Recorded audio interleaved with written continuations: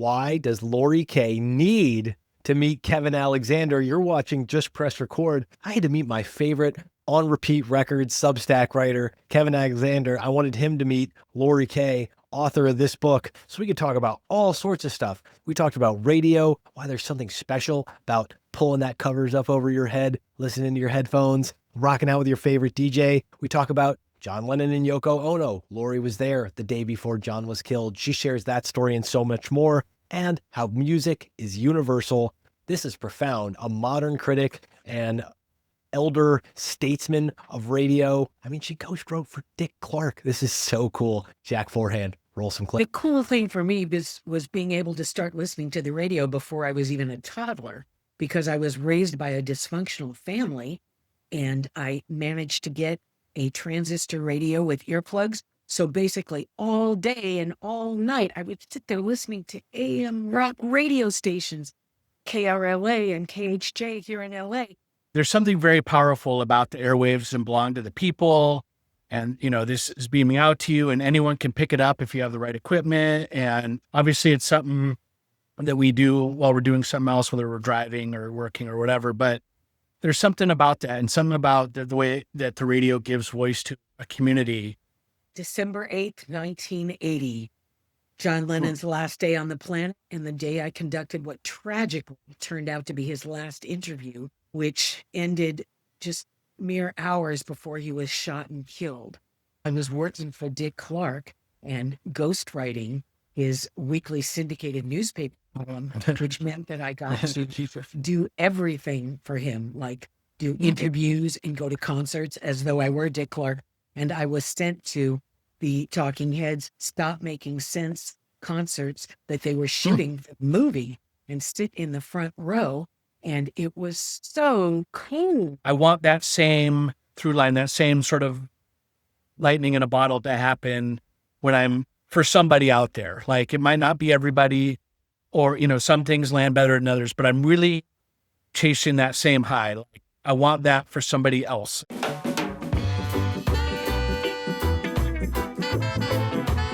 You're watching Just Press Record, now an Epsilon Theory joint right here on Cultish Creative YouTube. I'm Matt Ziegler, and this is the show where I invite two people, yes, who have never met before, and we're going to see if you at home and they can guess why I thought they needed to meet each other live and on the air. So this first guest, let's keep this off the record just for this part. If he were a fifth grader, I'd probably say he'd be joy multiplication. He'd be declaring a new order in the cafeteria, passing out playlists like they were mixtapes, all before heading off to the airport for, one could only assume, having somebody pilot him around on his private Gulfstream all day while he visits obscure locations, finding new music to write about.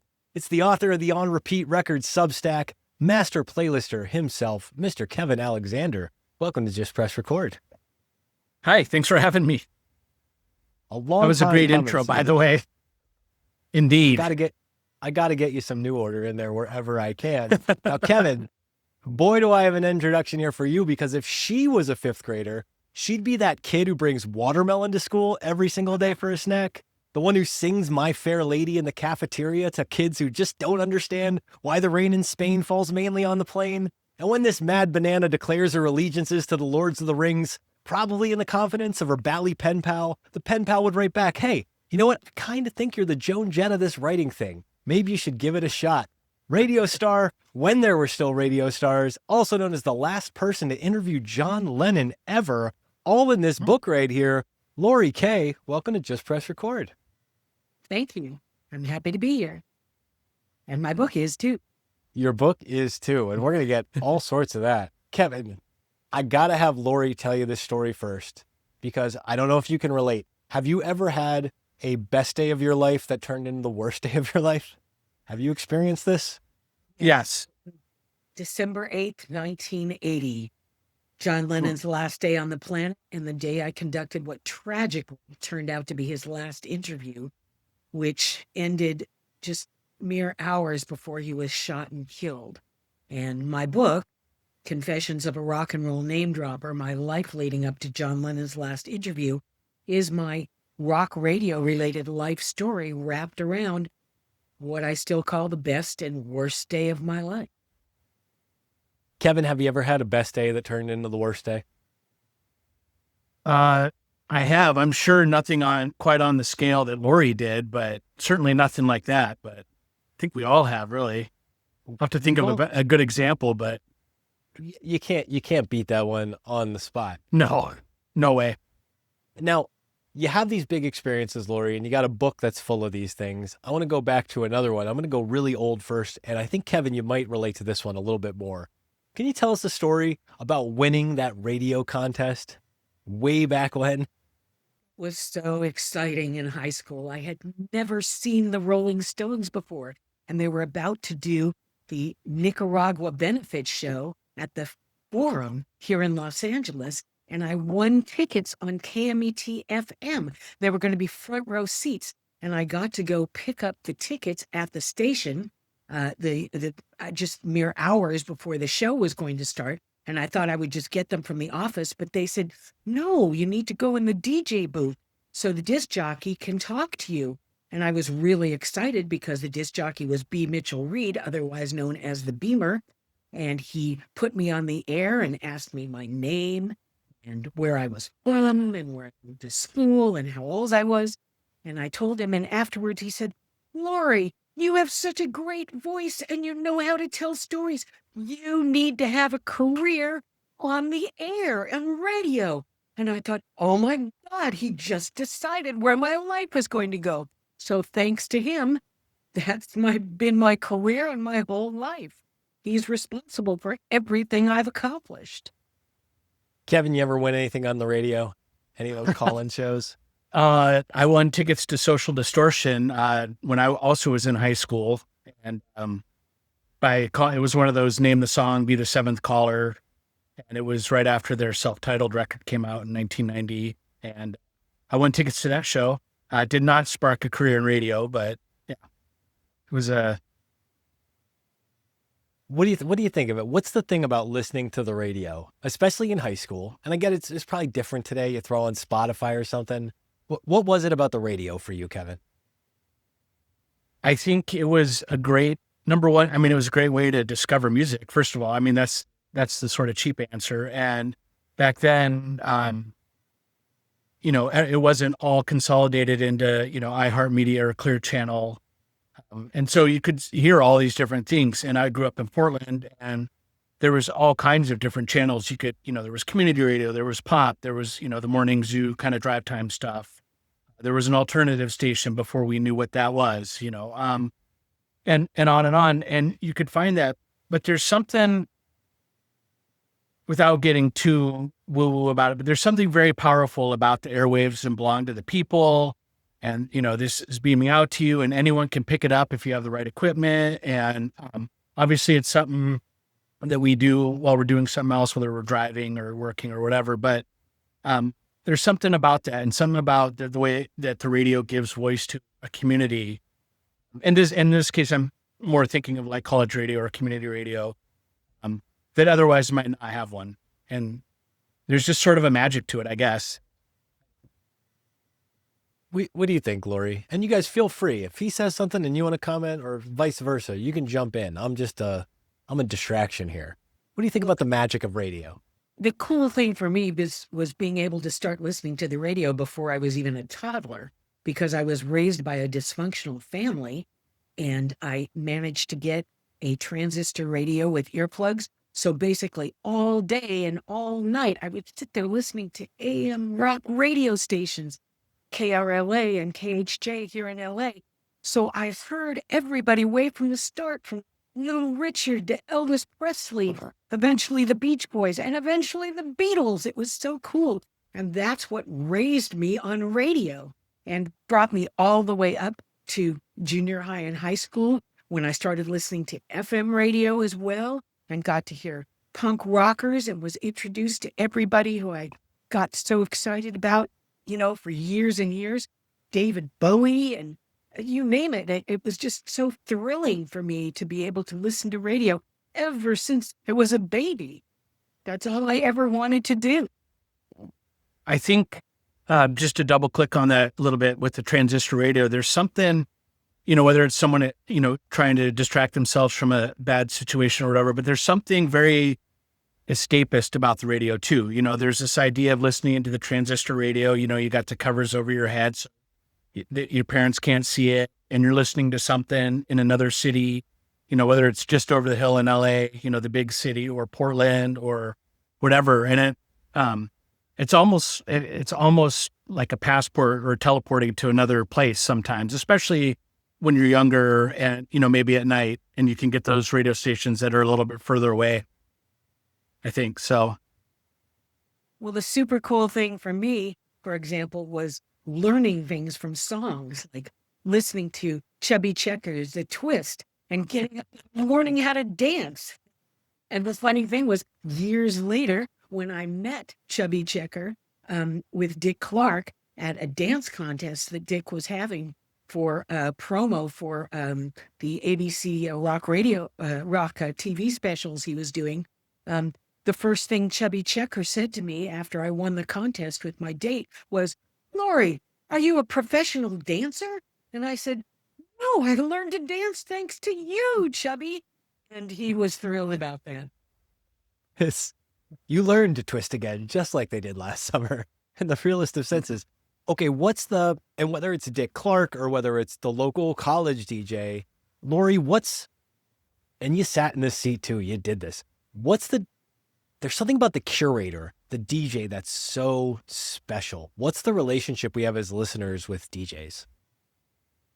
Well, you get excited by them because they talk as though you're personal friends, and they let you know what you should be listening to and why it's so great, and suggest what shows that you should see and what albums you should buy. And that's why I love DJs. And as I was, in school listening to them, and then when I worked at radio stations and worked next to them, that was really exciting too, because I was the newscaster, but they were the DJs, and we got to talk together and do shows together. After I did interviews with rock stars, I got to put them on their shows and voice them, and it was just really cool. What about you, Kevin? Why is the DJ so cool, basically?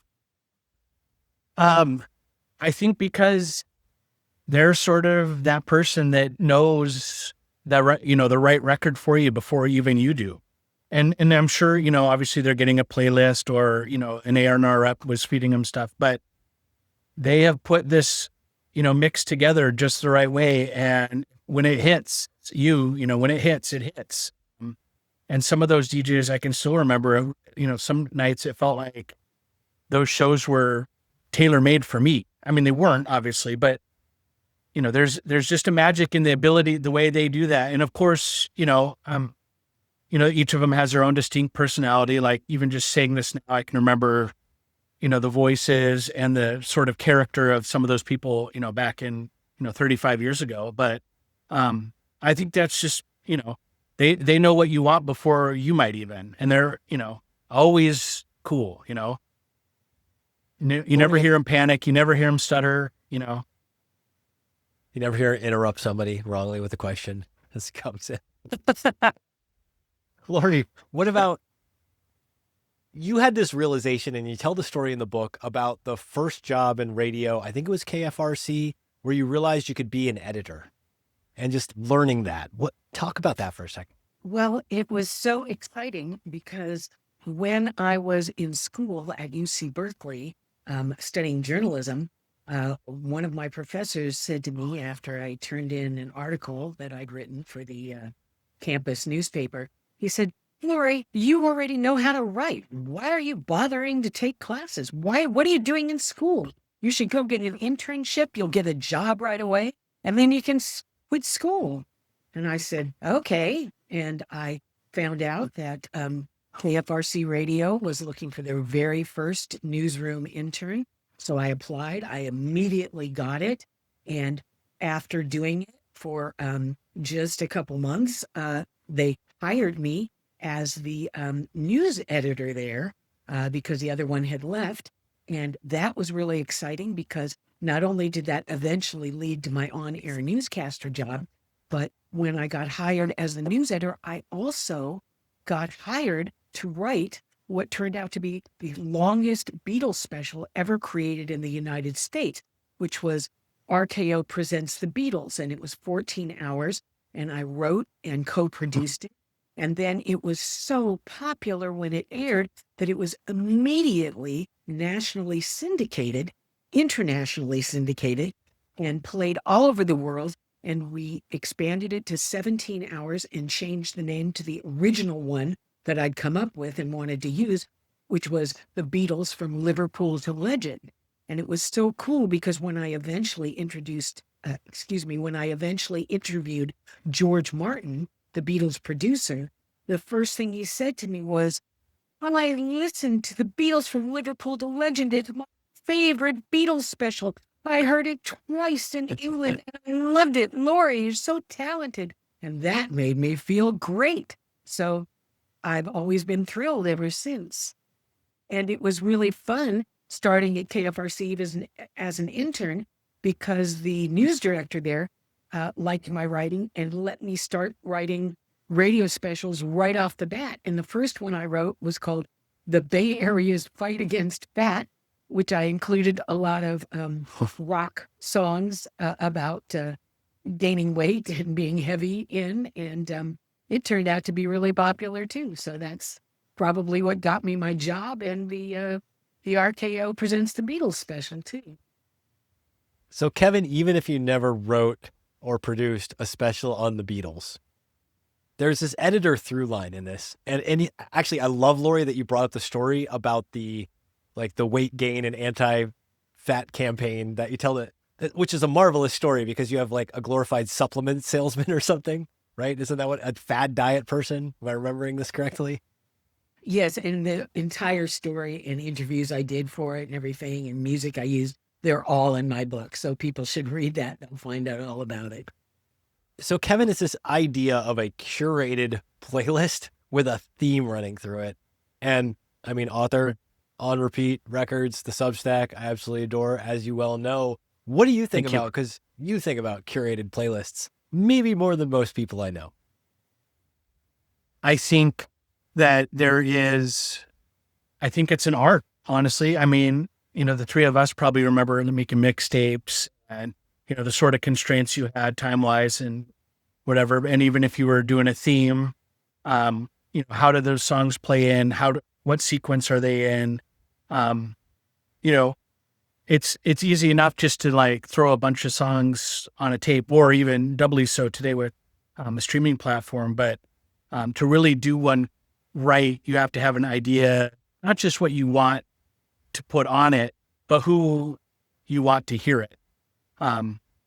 And I think that sort of guides, a lot of this stuff. Every Monday I put one out of tracks I've been listening to. And the idea is sort of, a window into what's been, playing in my car or my house or at work. But I'm also, I have an idea of who's on the other side of that screen and what they want to hear as well. So, I think that editing part is super important. Really. Still making playlists? I know you're not necessarily making radio shows to the size and scope of the Beatles special, Laurie, but do you still make do you still do curated lists in any form in this way? Well, I should say that the last radio special I ever wrote is the hugely famous one for Drake Chenault called SatCon 1, which was all fantasy concerts that supposedly took place all over the world and were streamed. And it's been really popular, and they still replay it every now and then. And it's been really long. I wrote it, I produced it for them, and it aired a lot. And that's the last radio special I wrote. But of course, what I have written and produced and created was for BMG, the music video magazines that were very popular. Everything from Metalhead to Country Music Video Magazine. Then we did one for R&B music too, and some others, and those were pretty popular too. And then I went to work for TV and everything after working for Dick Clark and the radio and all that. And so that was pretty much it as far as radio.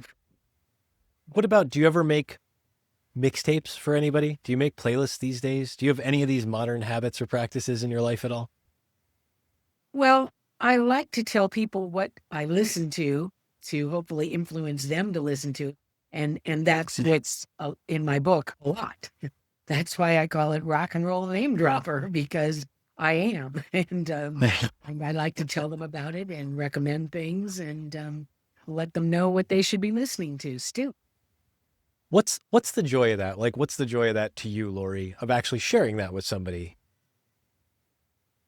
Because I feel like I'm influencing them. I feel like I'm letting them know about artists who may not be alive anymore, but are still so incredible, like David Bowie. I mean, I've seen him live so many times, including one of my favorite concerts when I was living in New Zealand. I got to see him there, and that was so thrilling.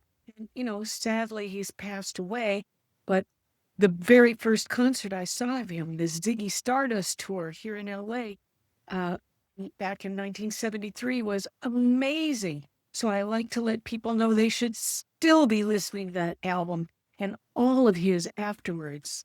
He's incredibly talented, and so many more people I listen to have been and hopefully are still alive, and I can still see them.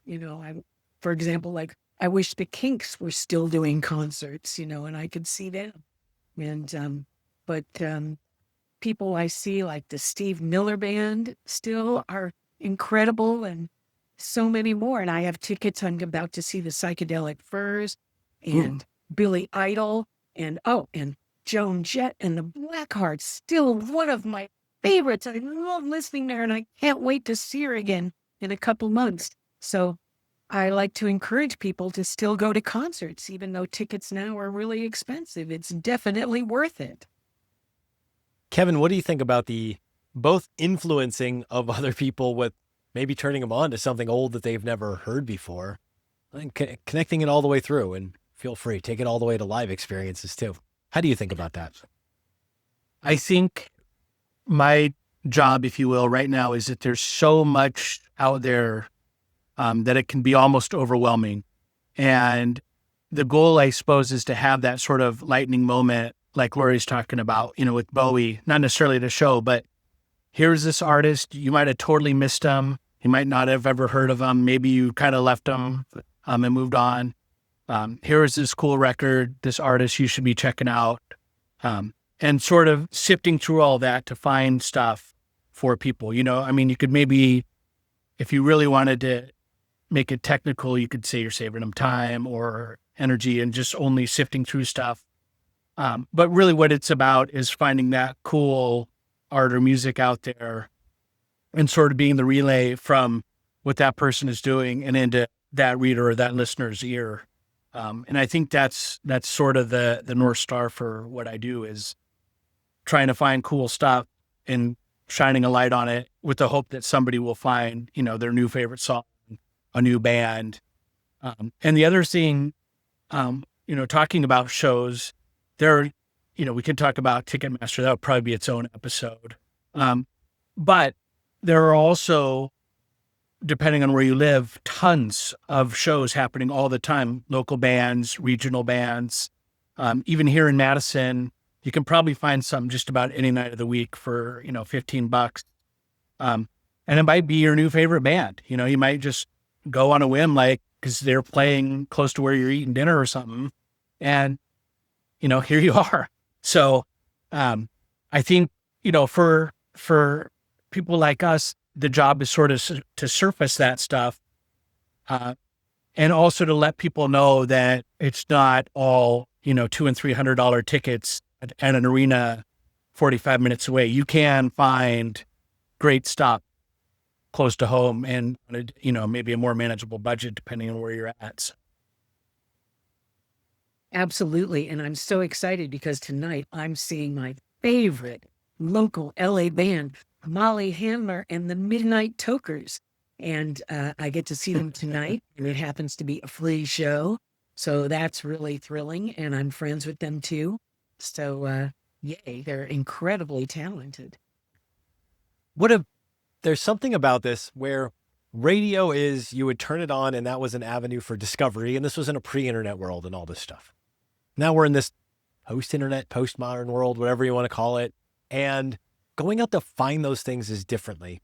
And one thing that you struck me with, Laurie, in your story is you've got the radio curation of being an influencer in the world of radio, but then you'd get sent for an assignment to a city and your instinct was like, where should I go? And then wherever you don't tell me to go, I'm going to go to the seediest part of town, to the diviest of dive bars to like get a feel for what's actually happening. How do you balance those two types of discovery in your head?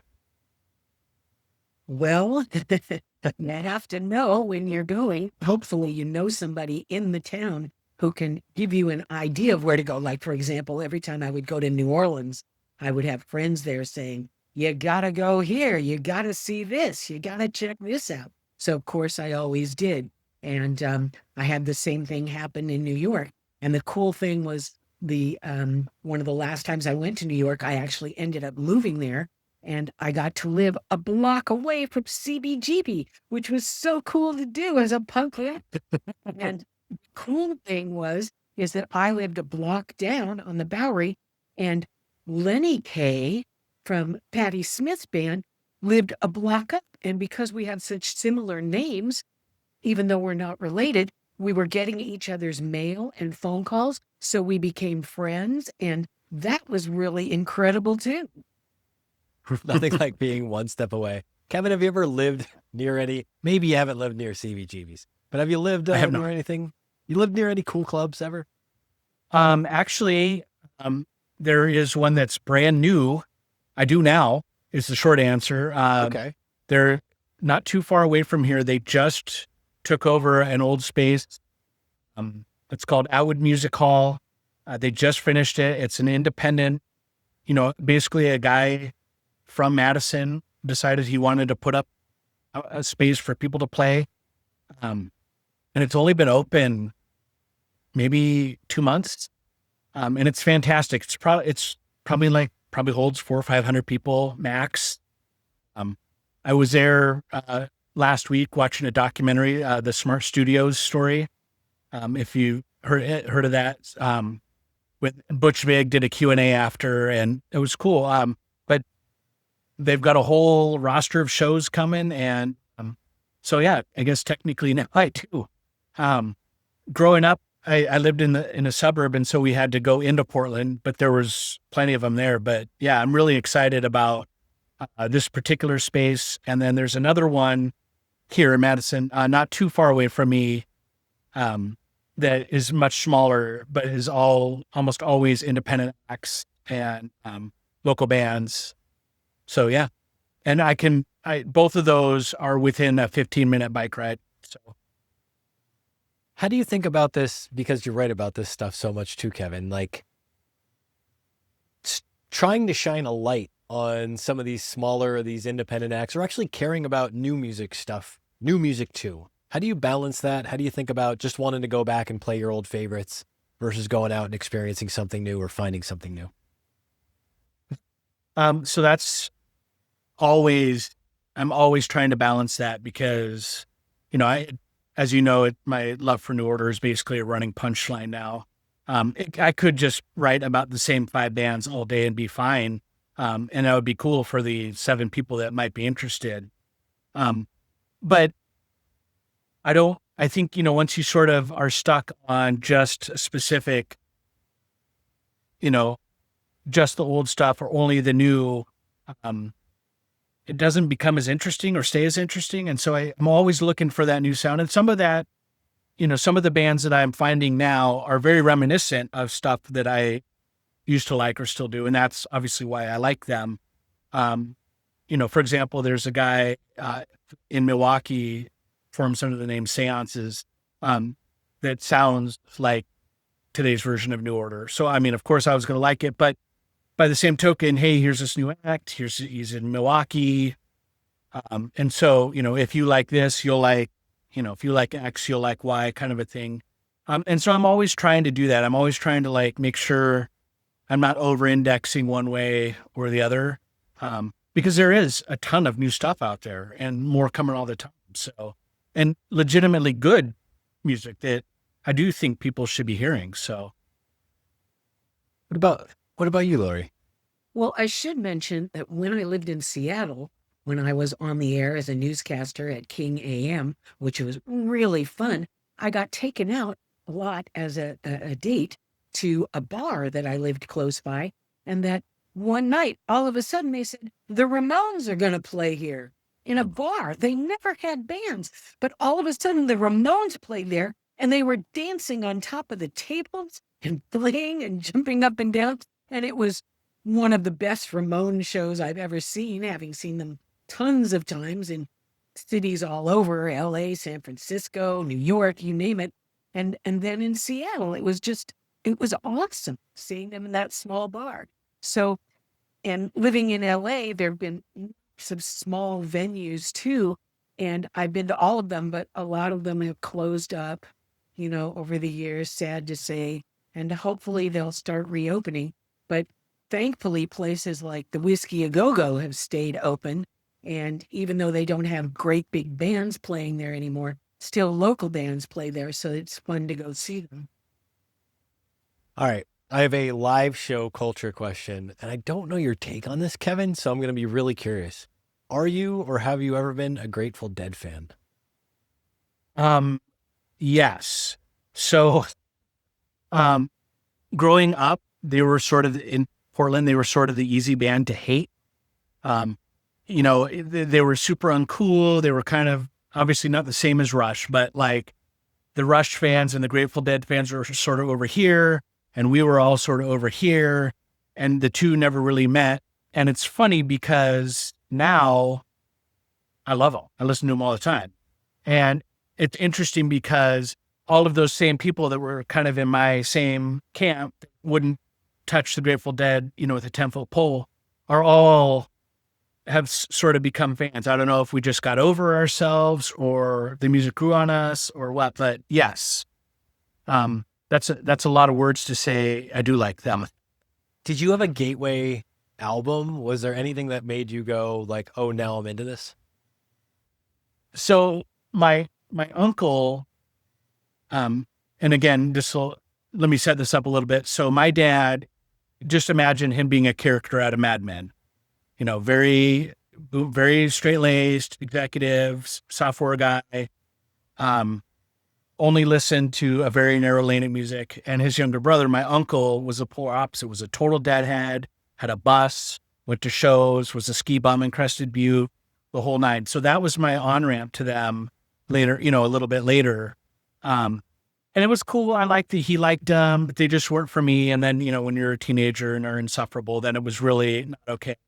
But he would always just be playing them, and eventually it kind of grew on me. And then, Touch of Grey was a big hit. And so I guess if there's an on-ramp, it's probably that record. I think it's In the Dark is the name of that one. If we have to pick a specific record where I first really like her, but I'd been hearing them because, anytime he'd pick me up or we'd go hang, something invariably would be playing. So, yeah. What about you, Laurie? You've got a Grateful Dead story. You weren't a fan at the beginning either, were you? Well, I have to admit, I hated the Grateful Dead when I was in school. I never wanted to listen to them. They just didn't even sing anything about anything I wanted to listen to. And it just creeped me in. And when I moved to San Francisco, they, of course, were really popular there.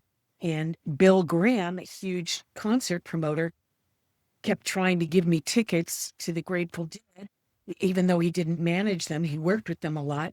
And I kept saying, no, thank you, Bill. I want tickets to anybody else, not the Grateful Dead. And he was kind of insulted, but of course he gave me tons of other tickets, including a set of tickets to Iggy at the old Waldorf, which was a venue that he owned. And I was so excited. And I went to go see Iggy Pop, and I was just digging the punk rock show. And all of a sudden, some creepy old guy came up to me and was saying things like, why are you listening to punk rock? What are you doing here? What do you want to get? Why are you here? And he was so obnoxious, and I wanted to smack him, and I told him to get away and leave me alone. And my date that I was with turned to me and said, "Don't you know who that guy is?" And I said, "No, he's just some creepy old shit." And he said, "No, look at his hand. You'll recognize him." And I looked at his hand, and he was kind of missing part of his finger, but it didn't mean anything to me. And I said, "No, I don't know. Who is that?" And he said, "That's Jerry Garcia from the Grateful Dead." And I was going to apologize, but he'd gone away already. And I thought, oh my God, I insulted him. That's really terrible. And I felt so bad about it. And of course, I wrote the story in my book. But the funny thing was, years later for Rock Magazine, I interviewed Bill Meyer, the guitarist for the Grateful Dead. And what he told me, Bill Wire, excuse me, Bob Wire, what he told me afterwards was, "That was a really funny story, but you should come see the Grateful Dead now. They've really improved. And even though I do my own solo stuff too, I'm playing with them again. And Jerry Garcia's gotten a lot better after recovering and everything." So I said, "Okay, I'll go see him." So a friend of mine who was a huge fan, took me with his wife to go see them. And even though I loved what was happening in the parking lot, everybody selling rugs, basically, and all kinds of cool stuff, I thought that was great.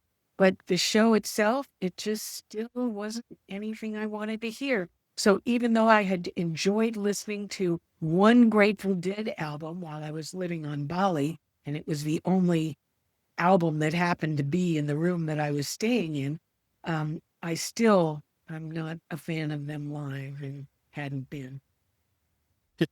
Only because it's almost the same type of magic that would happen with the covers over your head and the headphones in, listening to the transistor radio.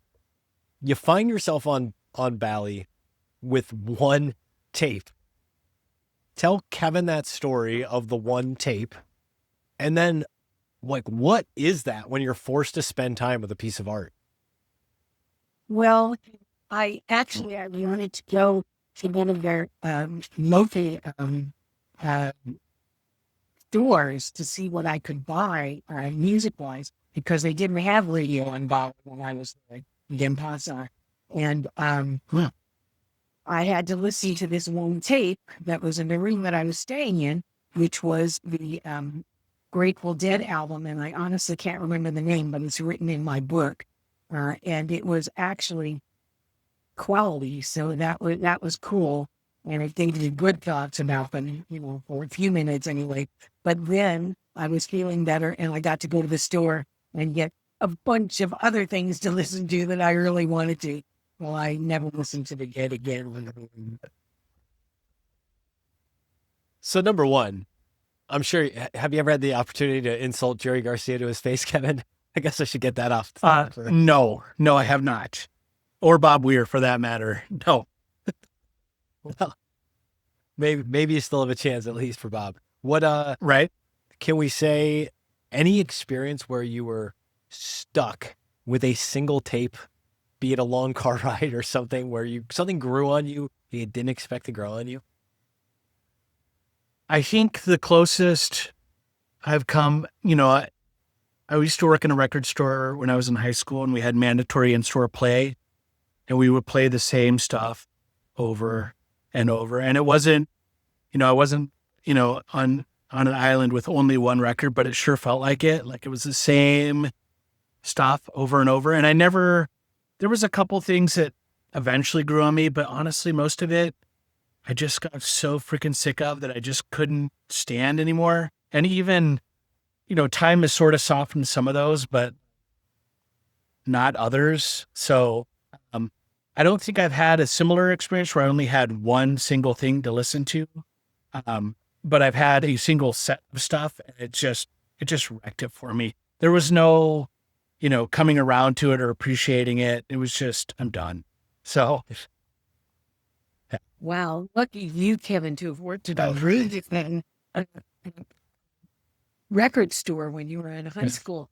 I had Yeah. so many stupid jobs, everything from babysitting to McDonald's to you name it.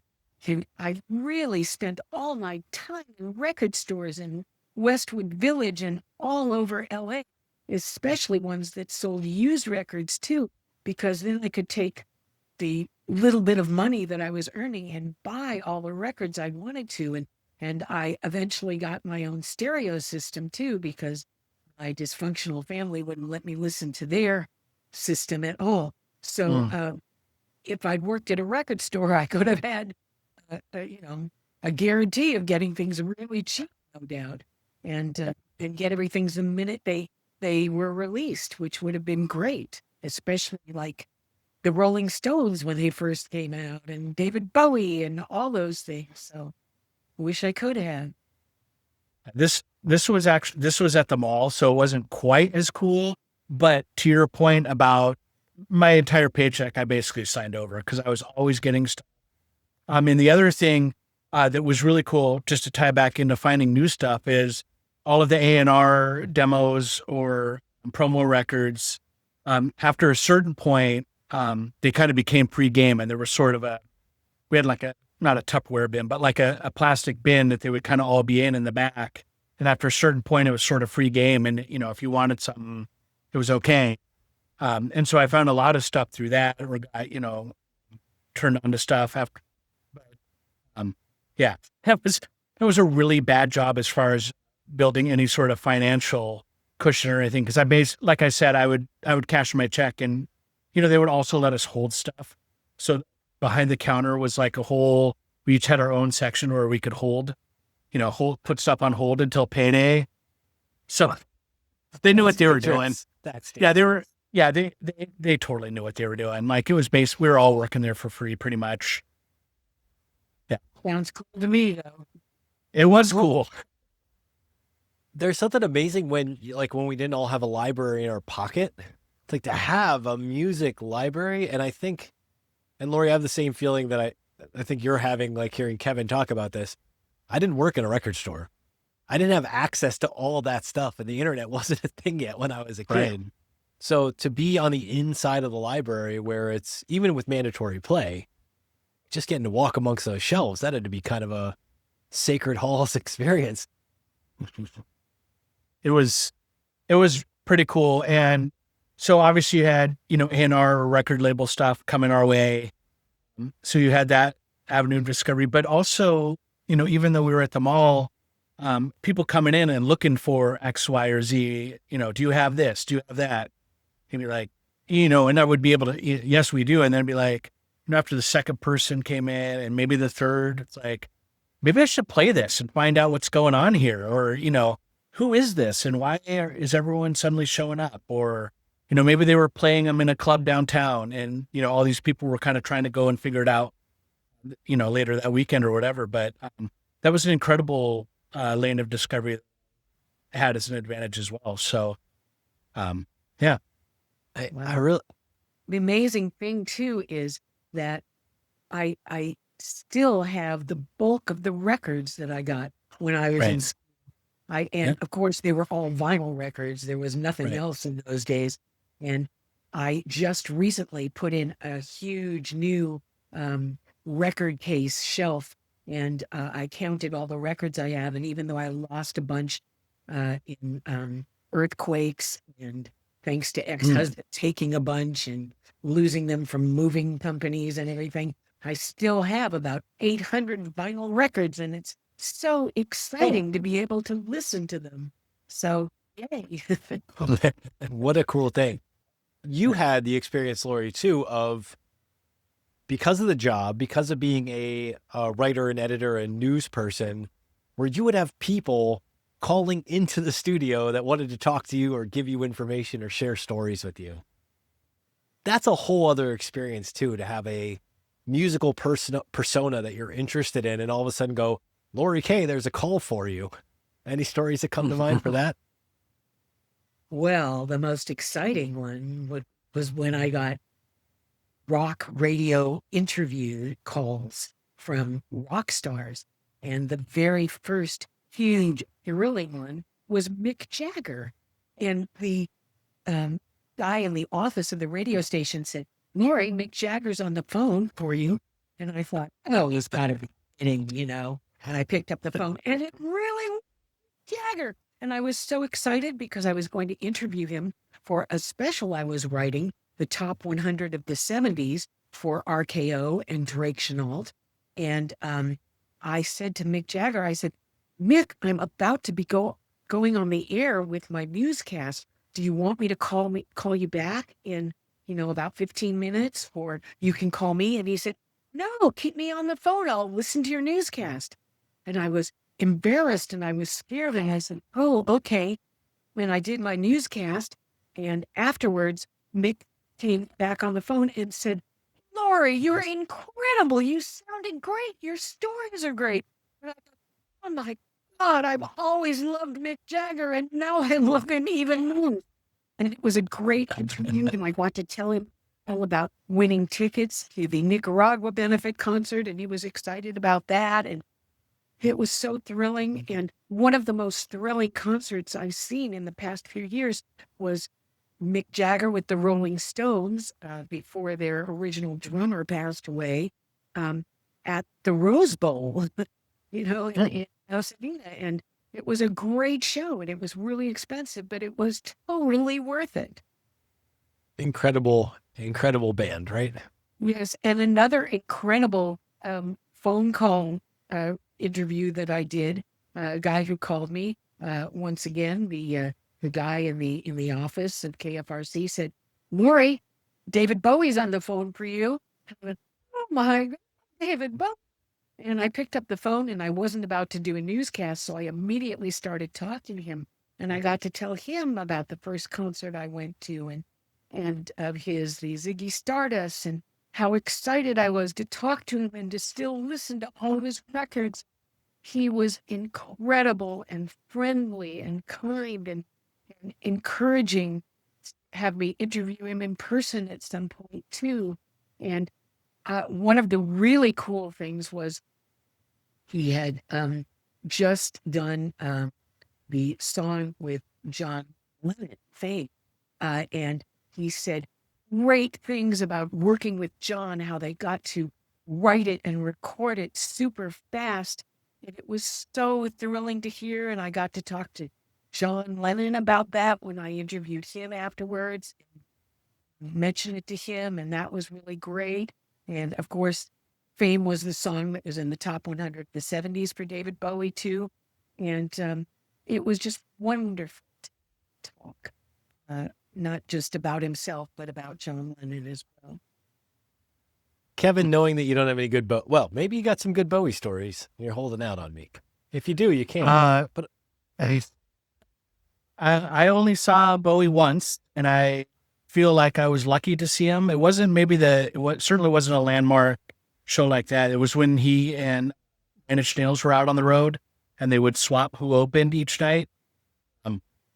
And I don't know, I think it was sort of one of those things where you have this idea in your head, expectations. It's going to be this life-changing thing. And it was a perfectly fine show. I mean, it was great, but like the lights were still kind of up, and he came out first. And most of us, or at least the energy I got, was most of us were there for Nine Inch Nails. And it was in that sort of weird Tin Machine kind of era. And so I saw him, and I feel really glad that I can say that, or fortunate I can say I was there and saw him play. It was a great set list, but it wasn't quite as good as I wanted it to be. Yeah. Well, not to throw any shade on Great Bowie for that. We've all seen those shows too, and that's just part of people later in their careers. What about, have you gotten to tell any artists, famous or less than famous, that you just appreciate them, or that you had a moment with them earlier in life? Has that ever happened to you? Yeah. So yes. So there's a band called Jawbreaker, and they're still speaking of the dead and going out on the road, they're the only band that I've actually followed for more than a few days in a row. And one night we were in Olympia, and they played, I think it's the Capitol Theater. I can't remember, but it was weird because they were on stage and the audience was backstage. So they were like faced backwards, like the seats were behind them. And it was a great show. They always tore the house down, but they were selling their 24-hour Revenge Therapy record. That's what they were out supporting. And they basically, their merch table, if you will, was the back of their van out front after the show.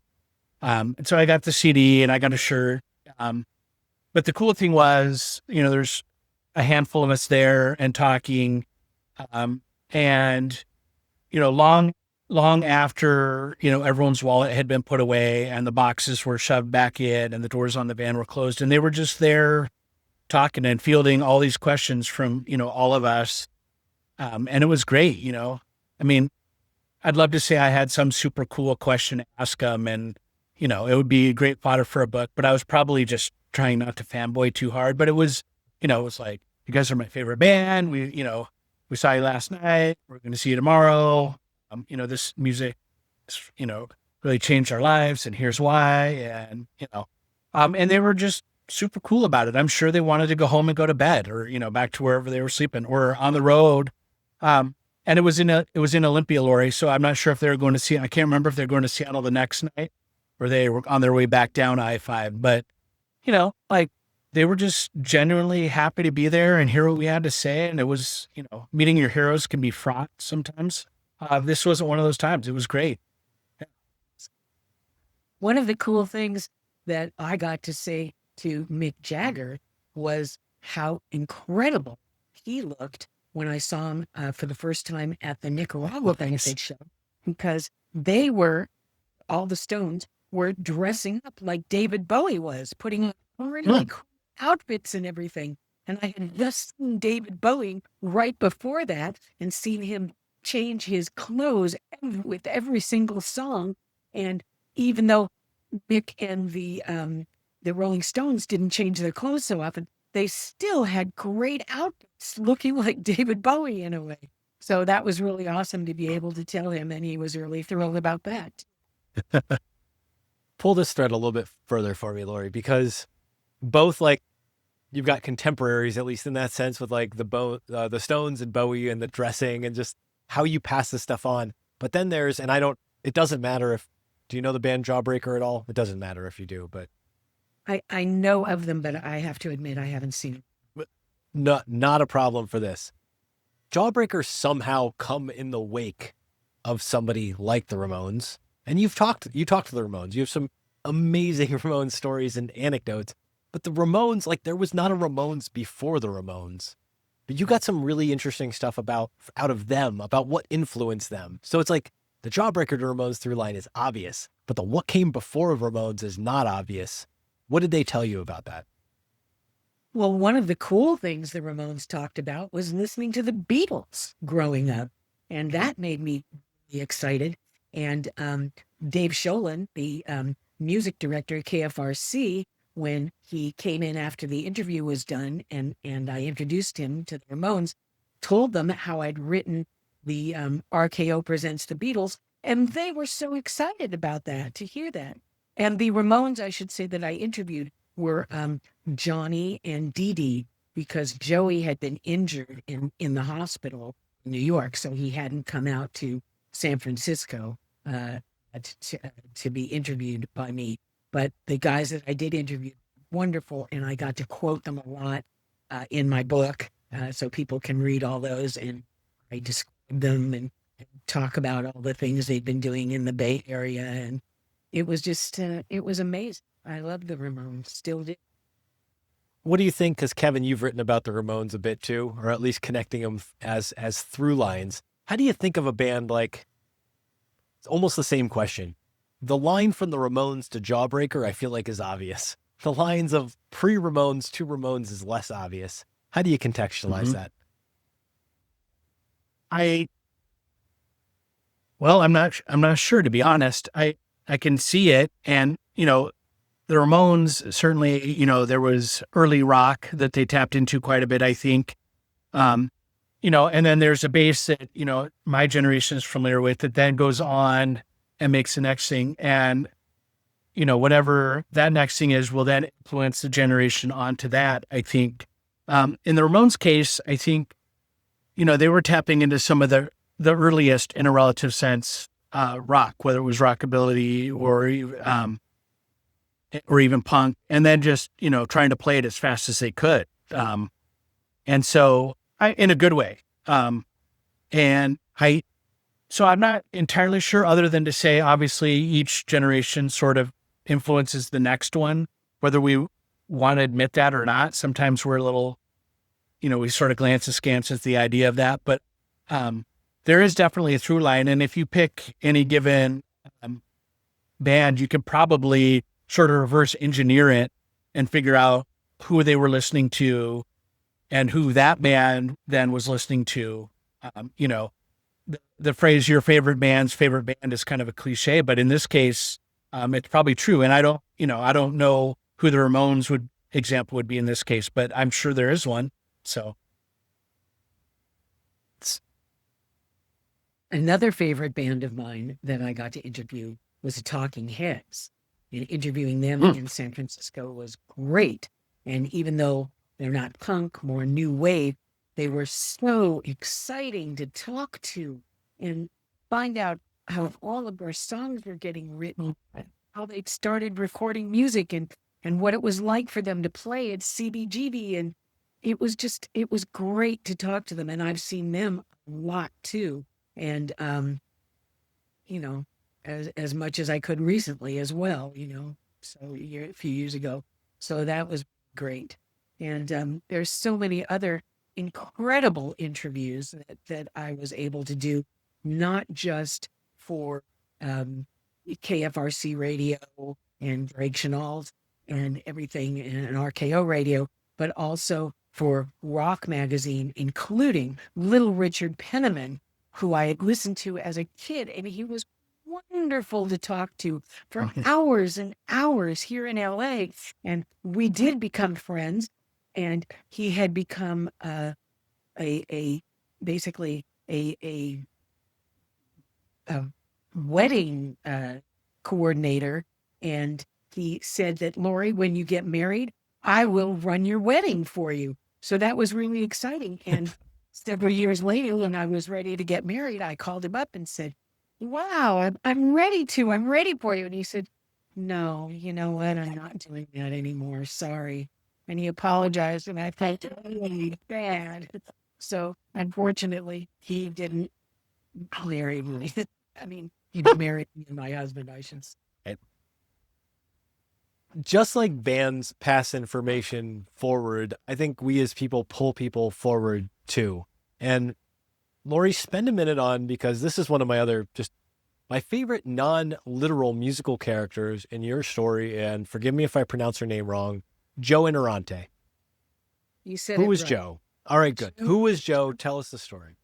She was the amazing news director at KFRC AM, and then eventually, years later, became the head of the RKO radio network in New York. And she was so incredible, not just to work for, because she was super exciting and just complimentary to me and pushed me on to my career and encouraged me to get ready to be on the air and all kinds of things. But she also was a lot more incredible than my mother had been in terms of supporting me and telling me that I was incredibly talented, which my mother never did. And she, Jo, also did things like encouraged me in relationships and helped me get started with them. And it was just so incredible to hear her say things to me that most people hear from their family, from their mother, but I never did. So Jo, even though, of course, she wasn't as old as my mother quite, was better than my mother in that way, She was just really encouraging to me to do everything and continue my life as great as it was. So thanks to her, I did. And I did get to meet up with her right before John Lennon's interview, the night before, we got to have dinner, me and my radio team and everything. So that was really cool. And then after I found out that John had been shot before we knew he was killed, though, I called at RK Radio Network and said, Joe, here's what I think. I know he's been shot, but I think he's been killed because I saw Yoko Ono sobbing hysterical in the lobby hospital John was taken. And Joe said, well, come immediately. And I ended up spending the entire night there with her, doing interviews for everyone from all over the country and all over the world, especially the UK, radio reporters and print reporters and everything. And then the next morning, apparently the Today Show had contacted Joe asking me to be on their show. And Joe said, Laurie, even though you've been up all night and you're really tired and you don't have makeup on, you're going to have to be on the Today Show for me. So I did. Unfortunately, they put makeup on. And my segment on the Today Show is on my book website, which is confessions of a rock and roll name dropper.com. And it wasn't thrilling for me because all I wanted to do was cry. I was feeling so horrible, having found out that the creepy guy who followed me after I left the John Lennon and Yoko Ono interview at the Dakota, followed me for blocks. I wanted to get rid of him. And what I felt I should have done afterwards was report him to the security team at the Dakota, but I didn't.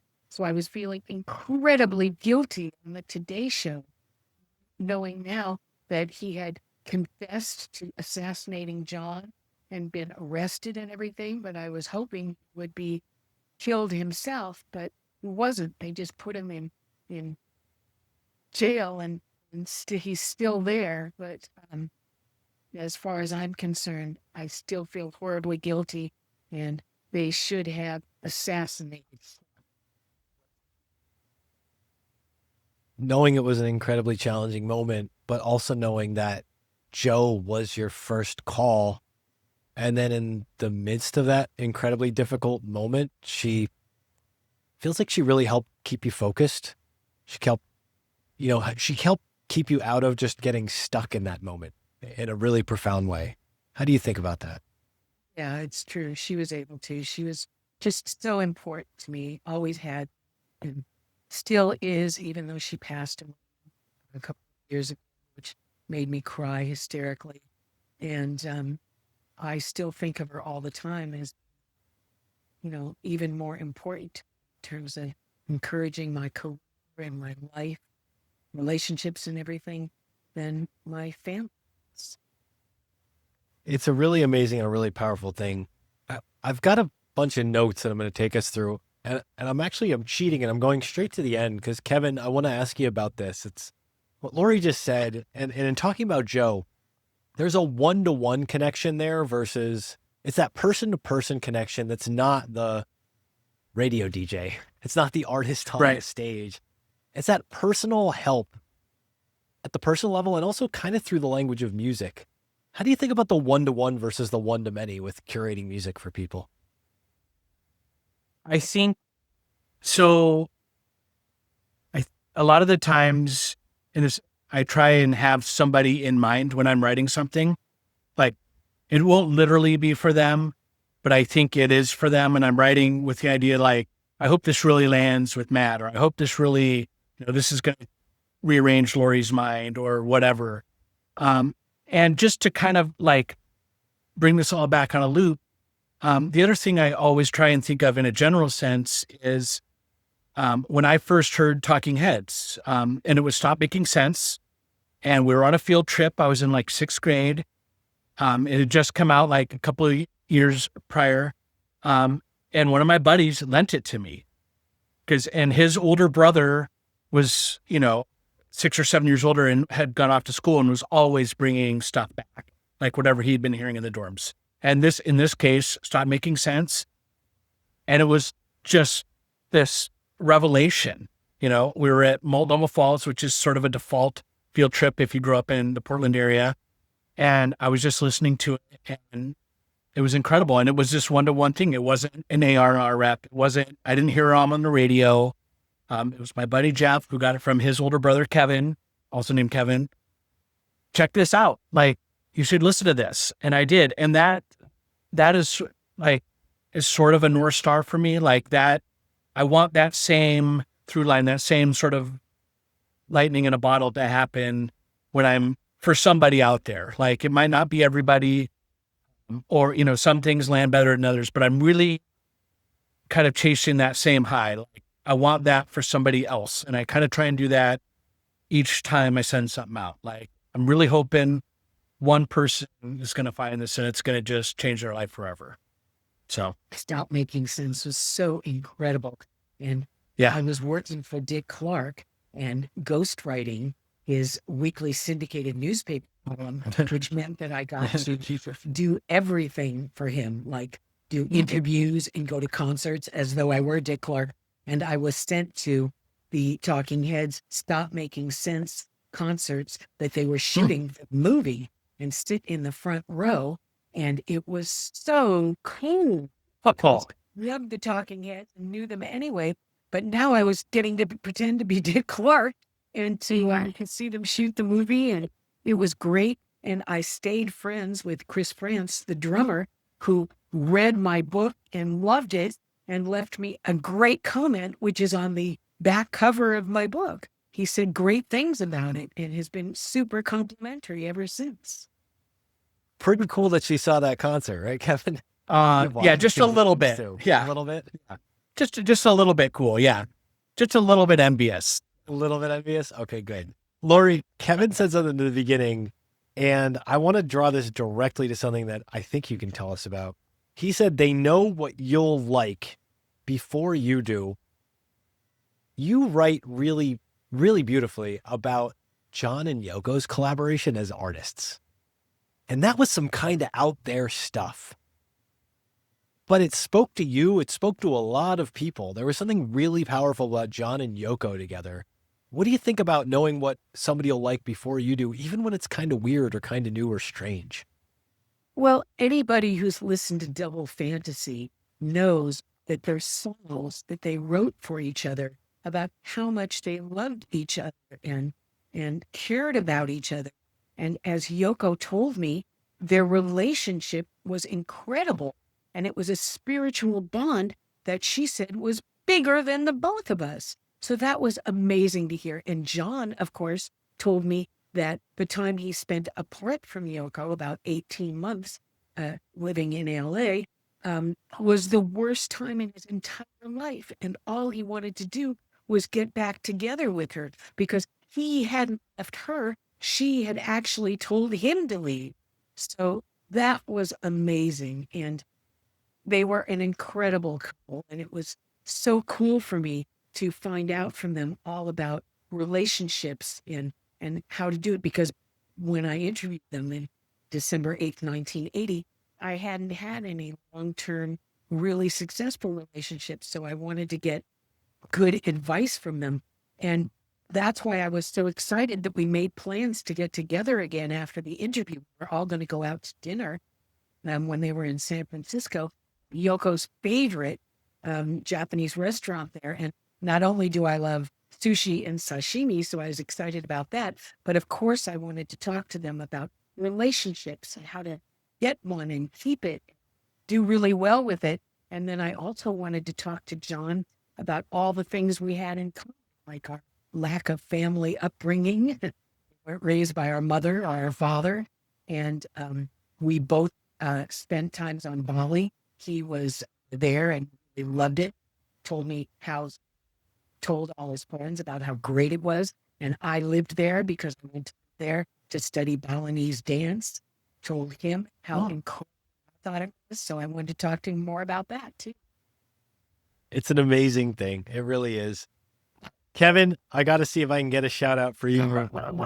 Laurie gave us the shout out of Molly Hammer And the Midnight Tokers, did I get the name right? Was it Molly Hammer no. and the Midnight Tokers, Laurie?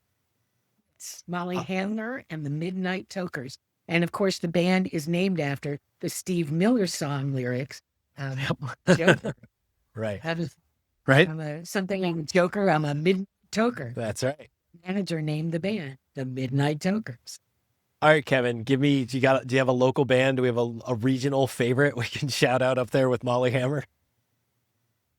I have a couple actually, if I can. Do it. There's a band called Red Pants, which is a duo. And they kind of sound like Yola Tango a little bit, or even Galaxy 500. It's a lot of lo-fi stuff that's fantastic. They've got a new record coming soon, I hope. They've been in the studio. Sorry, my dog's barking a little bit. Hopefully that's She's not really critical of this Yola Tango take. She's just. I'm glad it isn't. and the other one is a band, The Flavor That Kills, that is sort of like a bit of funk, a bit of rock, a little early Chili Peppers, kind of a Fishbone sound. There's no horns, but like that same sort of manic energy. And both are fantastic and really worth going to see and checking out if that's the kind of sound you're in. And it's interesting because both of those people, I live in the Madison area, but I live in a little suburb of about 7,000 people, kind of right on the east side. And if you stand on my roof, you can see both of their houses. And so, I'm really lucky to be in this town that has a ton of great music. Those are the two that came to mind right away.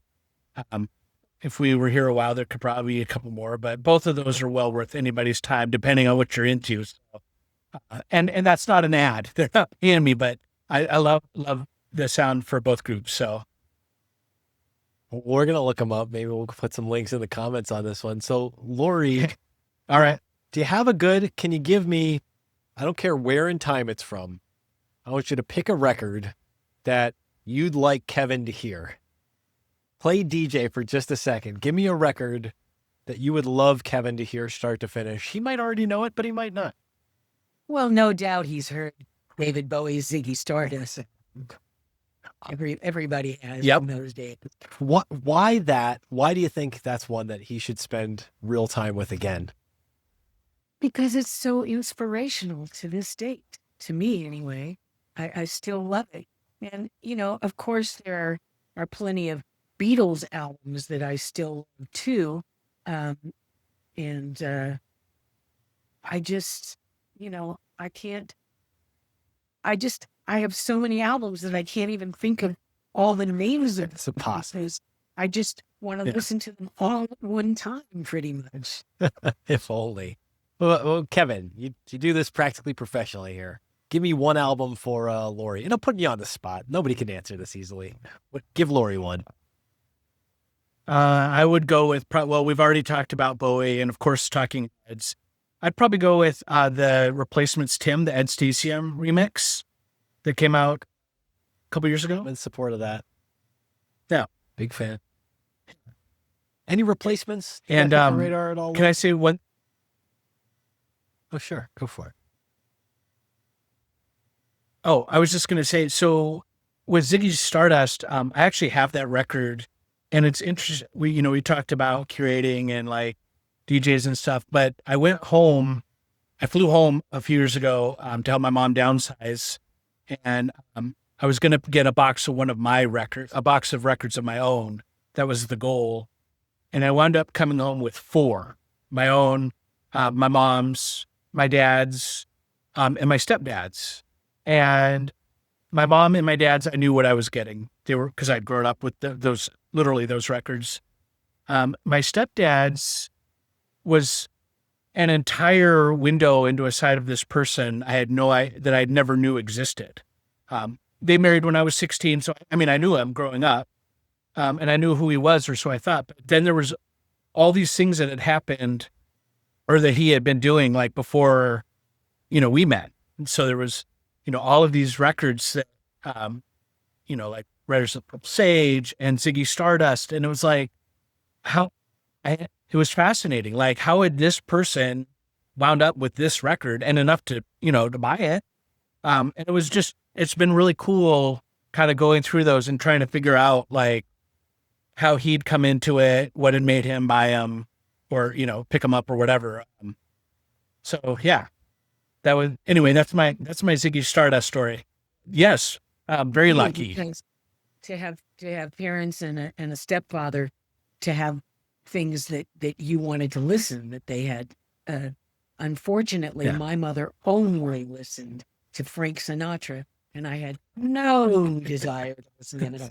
She'd been listening to him since she was a teenager and in love with him, and ended up getting a picture of him autographed by him. And it just, even though I have that now after she's passed away, I just have no desire to hang on to it because I've never been a fan of his, ever.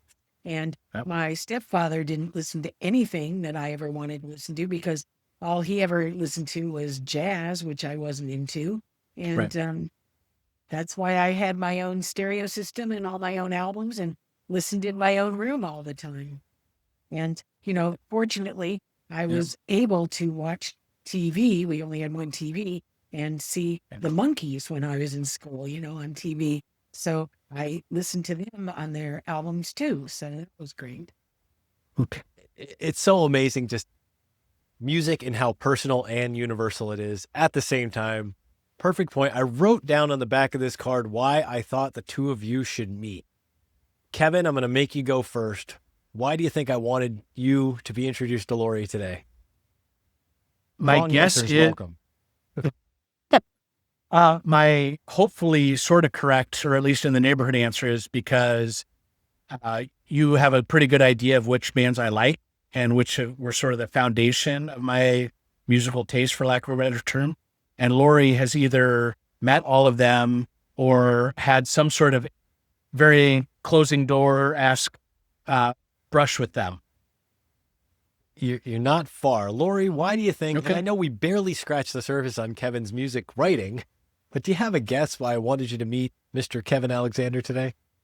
Well, no doubt because of his incredible music taste, and also because he wanted to encourage him to read my book, Confessions of a Rock and Roll Landlopper, My Life Leading Up to John Lennon's Last Interview, which includes so many of my rock star interviews in it, and sex and drugs and rock and roll, which ruined my life. So hopefully you will, Kevin, and hopefully I will, for sure. Yeah. Okay. We're making sure Kevin gets a copy. So basically the thing that Thank you. I wrote down was it takes a village of voices. Yes, that's a Village Voice reference. We didn't even get to your story about that, Laurie, but I know you both love this. It takes a village of voices to raise and maintain a healthy culture. And it's wild to me, Laurie, just how much you raised that culture yourself before you became a part of this ecosystem. And there's people like Kevin with his newsletter who are keeping it alive out in the world today and finding new ways to connect in a world that's kind of post-radio. So Kevin, go first. If the people want to bug you on the internet, they want to find you, they want to read the Substack, where should they look you up these days? It's On Repeat Records on Substack, and the address is thekevinalexander.substack.com. Fantastic. It's a fantastic subscription. I'm a longtime subscriber, and I get so much, not only new music from you, but I find out stuff like when you did that track by track Tim breakdown, which is one of my all-timers too. So I love it. Thank you. Laurie, what about you? Aside from the wonderful book, which I do heavily endorse, there's just the stories behind the story in this book is what makes it completely worth it. Because getting to learn about like a Joe Interante or some of the studio heads, and it's all the behind scenes stuff, not just with the people. That's so remarkable. Where should people look you up? Where should they get the book? Tell us the things. Well, they can definitely look me up on my website, confessionsofrockandrollnamedropper.com, which not only has just about all the podcast, radio, and TV shows I've ever been on, but book reviews and places to purchase my book everywhere from Amazon to Walmart to bookstores to so many other online and in-store places, the country, in the UK, etc. And they can find out my bio and all that kind of stuff too by checking it out. And they can also become friends with me on Facebook. That would be really cool. And LinkedIn. I would love to have more friends, both places, because social media is really important. And the other day was my birthday, and so many friends wished me a happy birthday on Facebook. It was really cool. Does it get much better than happy birthday, the Beatles version, or just the old-fashioned Facebook comment? Whichever one you want to throw out there. And I got to say this too. Kevin, you got to admit, Laurie's got the radio voice down, right? Have you been basking in this as I have? Yes. It is just a warm blanket of vocal tones. It's amazing to hear it live. Laurie Kaye, Kevin Alexander, thank you for coming on Just Press Record. It's been a pleasure to introduce you. This is Cultish Creative YouTube, and we are out. Great to meet you, Kevin. It's been a pleasure. Hope we stay in You too. contact. Absolutely. And thank you for having me. Thanks for joining us. Like, comment, and hey, subscribe below to Cultish Creative on YouTube if you haven't already. As the good compliance people want me to remind you, Matt Ziegler, that's me, is a managing director at Sunpoint Investments. The opinions expressed in this podcast do not necessarily reflect the opinions of Sunpoint Investments. No information on this podcast should be construed as investment advice. Securities discussed in the podcast may be holdings of clients of Sunpoint Investments. I hope you've been entertained. I hope you found this useful. I hope you talk to a professional before you try any of this stuff at home. And most of all, I hope you've subscribed. Be nice to each other out there. And don't forget, head over to cultishcreative.com and let's make curiosity a habit together. And I'm out.